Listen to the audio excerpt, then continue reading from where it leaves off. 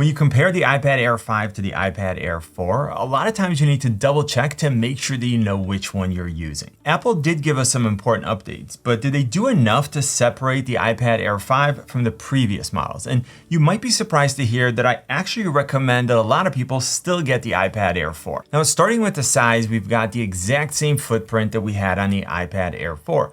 Same body, same shape, same speaker setup, and the same button configuration. So the cases and accessories that fit the iPad Air 4 will still work on the iPad Air 5. For example, if you have the smaller version of the Magic Keyboard, it'll work with no problem. And of course, both iPads are compatible with the second generation Apple Pencil, and the user experience is identical in terms of latency and the overall feel. Now, the one area where we see a difference is when it comes to the port. So both iPad Air models have a USB-C port, but the one on the iPad Air 5 is faster, and it's able to hit a maximum transfer speed of 10 gigabits per second versus 5 on the iPad Air 4. Now, will this matter to the vast majority of people? Probably not, because most people are only using that port for charging. But if you're connecting an external SSD or a camera, and you're regularly transferring a lot of large files to and from your iPads, you'll definitely appreciate this additional bandwidth. Now, I have to talk about the new colors, and thank you, by the way, if you responded to my question about which color I should get. I followed the most popular answer, and I got the blue one, which I absolutely love. So this year's colors are so much more vibrant than the ones on the iPad Air 4, and it's really obvious when you put the two blues next to each other. And personally, I definitely like the new colors on the iPad Air 5 more than the muted ones on the Air 4. Now, back to some more similarities between these two. Both iPads have the same power button with Apple's newer implementation of a fingerprint sensor. It worked really well for me with the iPad Air 4 and the iPad Mini 6. I just make sure that I have both index fingers programmed, and then I can easily authenticate in both landscape and portrait orientations. Now, I was really curious to see if Apple would add Face ID to this year's iPad Air, but it looks like they're still keeping that for the iPad Pro models, and maybe we'll get one next year on the iPad Air, who knows. Now, personally, I'm gonna be greedy, and I'm gonna want both Face ID and Touch ID, but let me know in the comment section, if you had to choose one, if you could only have one of them, would you prefer Face ID or Touch ID? Now, moving on to the display, this was another opportunity for improvement, but we're getting the same Liquid Retina display with a resolution of 2360 by 1640, 500 nits of brightness, and 264 pixels per inch. It's a P3 display, so it has excellent color reproduction, and it has True Tone, so it's able to detect the color temperature of the ambient light and then make adjustments to keep the colors looking just how they're supposed to. Now, the refresh rate on the iPad Air 5 is still 60 Hz, just like on the iPad Air 4. Apple does offer adaptive 120 Hz displays, but they're reserved for the two iPad Pro models. Now, I try to read as many of your comments as possible, and I get a ton of questions about whether 120 Hz makes a difference. So my answer is yes and maybe. Let me explain. First of all, can I tell the difference? Sure. I have every iPad Pro since the first generation, and I've been using ProMotion since 2017. On top of that, the two phones that I'm currently using, the iPhone 13 Pro and the S22 Ultra, both have 120 Hz displays. So yes, I'm used to the sharper and more fluid animations, the smoother scrolling, and the more responsive feel that you get from a faster refresh rate. But I also try to include different points of views in my videos, and I think about whether the average person would notice the difference if they didn't have both displays side by side. And I'm not sure that the non-techie person would, and even if they did, I don't know that it would be enough to get them to upgrade to the 11-inch iPad Pro. I can tell you that even though I love the 120 Hz displays, I never once ever used my iPad Air 4 or my iPad 5 for anything and then thought to myself, you know, this is a terrible user experience. I'm gonna go put that down and grab an iPad Pro. So while I do prefer 120 Hz, since these displays are so nice,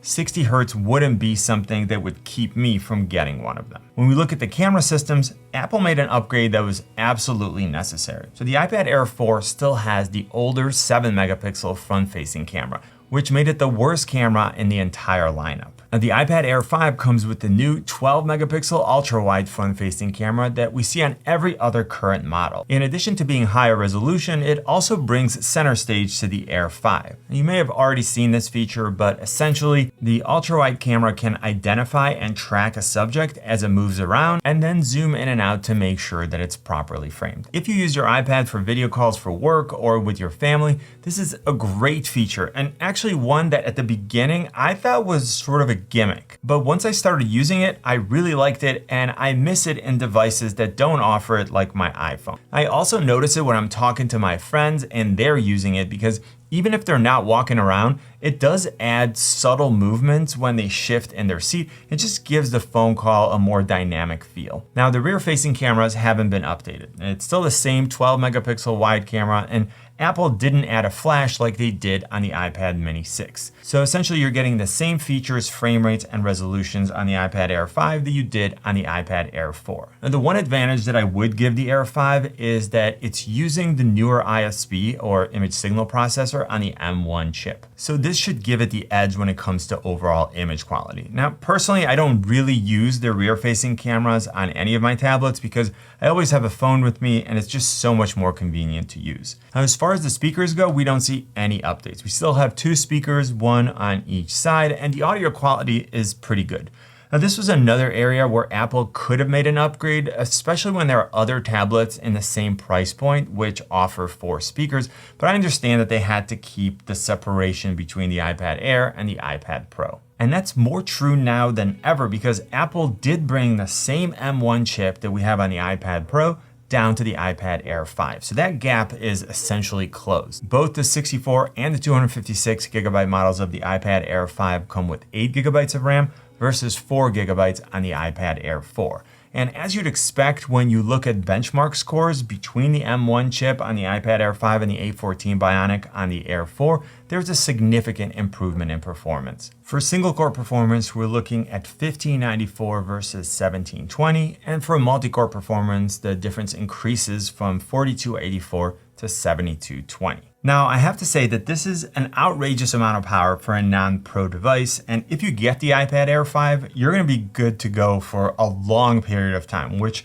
strangely brings me to one of my only complaints. I'll talk about it more in my dedicated iPad Air 5 review because I have to exchange mine, but just like the iPad Air 4, it's offered with 64 or 256 gigs of storage. And it's just hard for me to recommend a 64 gigabyte device in 2022 unless you're only using it for content consumption or with relatively small apps. And 5 years from now, the M1 chip is still gonna be just as powerful. It's gonna be plenty of processing power, but you're still only gonna have 64 gigabytes of storage if that's what you choose. Now, other than gaming, which I'll get to in a minute, multitasking is one area where you may take advantage of this additional power.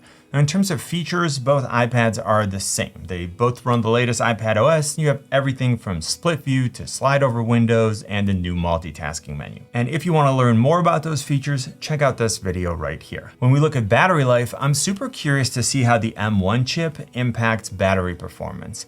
On the one hand, it's super efficient, but at the same time, it's more powerful, so expect to see this topic revisited in future videos. It's not really fair for me to compare a brand new iPad Air 5 to my iPad Air 4 now because I've had the iPad Air 4 for a year and a half, but when I look at my notes from when I got the iPad Air 4, it seems like I'm getting very similar battery life, and like I said, I have more testing to do and I'll include it in future videos. Now, when I compared gaming, again, I didn't expect a major difference, but in some cases it was noticeable. So I started out with Asphalt, where I feel like the gameplay was slightly smoother on the iPad Air 5. Definitely not something that would make me upgrade from the 4, but side by side, I felt like I had none of the stuttering that I very rarely get on the iPad Air 4. Now, moving on to PUBG, I didn't notice a difference at all. Gameplay was smooth and responsive, and I was able to use the same graphic settings on both. Smooth and balanced graphics if I wanted extreme frame rate, then Ultra HD graphics if I was willing to go to Ultra for frame rate. I always mention that I play on smooth and balanced and then extreme because I want fluid gameplay and improved battery life. Of course, more basic games worked just fine on both, and then I also paired my Xbox controller and played cloud-based games with the Xbox Game Pass app. Naturally, both iPads were easily able to handle every game, and the gameplay was very smooth as long as my internet connection was strong. The one gaming advantage that I'm going to give the iPad Air 5 is that the M1 chip is so much more powerful, and you're getting twice the amount of RAM. So as mobile game developers start taking advantage of these higher specs like over the next few years, you may see a more noticeable gap in performance. When we look at the configuration options and pricing, we see that Apple is sticking to their existing model. I'm going to use the prices off the Apple Store because they're standardized, but you can find better prices by using the links in the description. The iPad Air 5 was released with the same pricing as the iPad Air 4, $599 for 64 gigabytes and $749 for 256 gigabytes. Both come with the same M1 chip and 8 gigabytes of RAM, so you're really only paying for the additional storage. Now, I really wish that they offered a 128 and a 512 gig models instead. I think that's more in line with the current needs, but the fact that you can get an M1 chip in an iPad for $599 is pretty impressive. Now, both iPads come with Wi-Fi 6 and Bluetooth 5.0, but the cellular version of the iPad Air 5 now comes with 5G, versus 4G on the iPad Air 4. Overall, the Air 5 was a relatively minor upgrade from the iPad Air 4, and it's probably not going to warrant an upgrade for most users. You're getting a more powerful chip, twice the RAM, a faster port, a better front-facing camera, and 5G. So unless you really need those additional benefits, you might be better off with a 256 gigabyte iPad Air 4 for $649 instead of a 64 gigabyte iPad Air 5 for $599. You're giving up on a few new features, but you are getting 4 times the storage for $50. Now you should see how the iPad Air 5 compares with the Galaxy Tab S8. Hopefully this comparison was helpful. Click on my face to subscribe. You know what I always say, buy it nice or buy it twice. Good luck and see you soon.